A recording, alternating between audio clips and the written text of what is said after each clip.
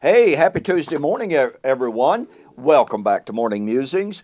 My name is Don K. Preston. I am the president of Preterist Research Institute of Ardmore, Oklahoma, and I hope you going to have a great day.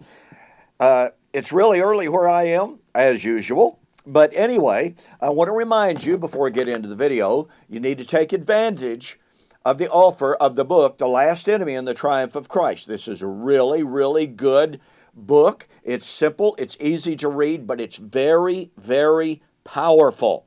You will see that Paul in 1 Corinthians 15 is not talking about physical bodies coming out of the ground at some so-called end of time. Very good. Now, if you're a new student to covenant eschatology, you're a little bit up against it right now, and you can't afford to buy any books, contact me. I've got a few, very few, free copies left. Be glad to send you one totally free of charge. Otherwise, the book is regularly $5.95 plus $4.95 shipping, but for another short period of time, it is $8 postpaid. Total price, $8. Just contact me and ask how to pay, and I'll let you know. All right. Well, we're in 1 Corinthians chapter 15, and Paul has been discussing who would be raised.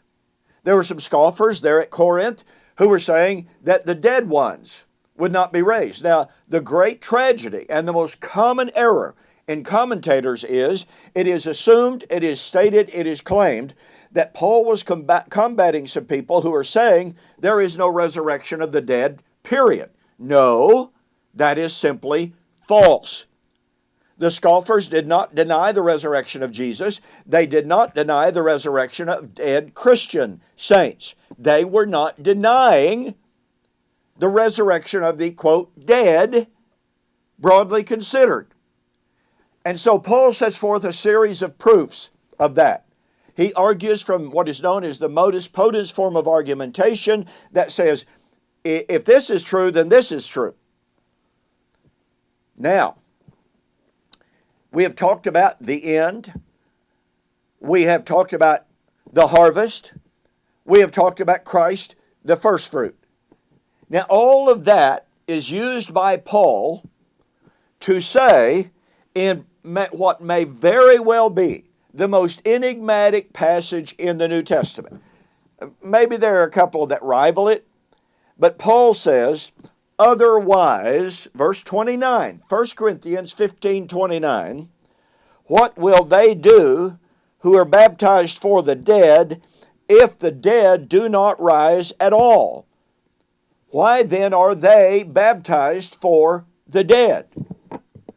This verse has been the source, and continues to be, the source of absolutely endless speculation. Joseph Smith built an entire false paradigm around this verse. We see it still at work today in the humongous amounts of money spent by the Mormon Church on genealogical studies. Why do they do that? Well, because Joseph Smith supposedly received a vision, supposedly received from the angel Moroni, that if people today could find out who their ancestors were, and if they were not good, faithful Mormons, then the people today who are good, faithful Mormons can go to the temple and they can be baptized on the behalf, substitutionary baptism, on the behalf of their ancestors who were never baptized, who never even knew of Jesus. And thus the doctrine of the baptism for the dead, as taught by the Mormon Church, it's a huge issue. Now look, there's nothing wrong with genealogical study for fun's sake, just to know who our ancestors were. I'm not saying nor implying that that is wrong.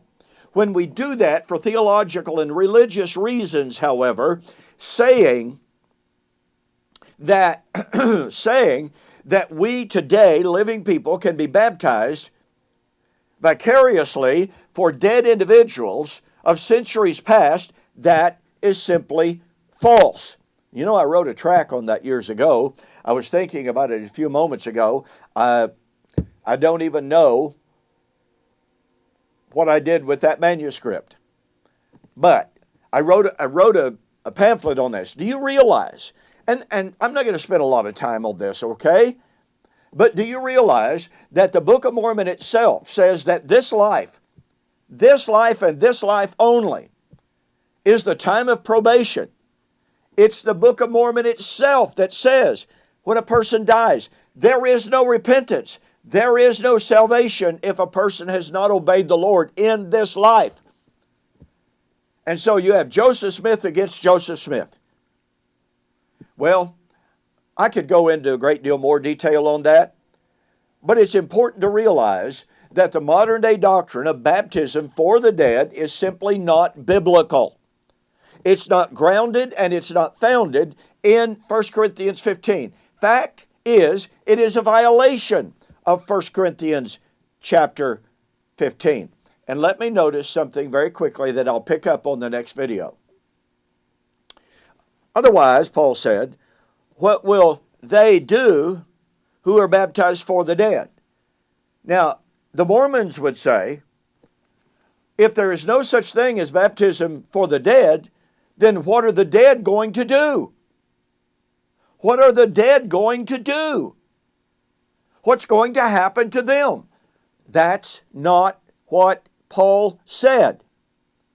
Paul said, if the dead are not raised, what will they do?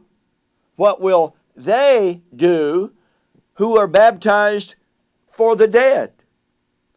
Paul is saying that those who are being baptized for the dead were the ones who would, quote, suffer, unquote,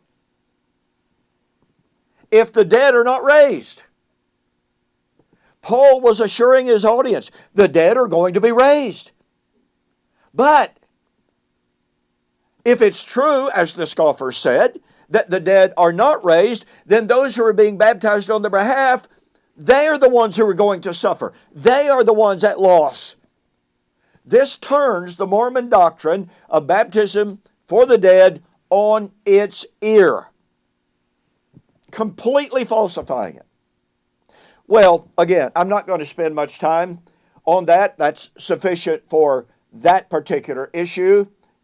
In the following video, we're going to take a little closer look at why Paul says what he does.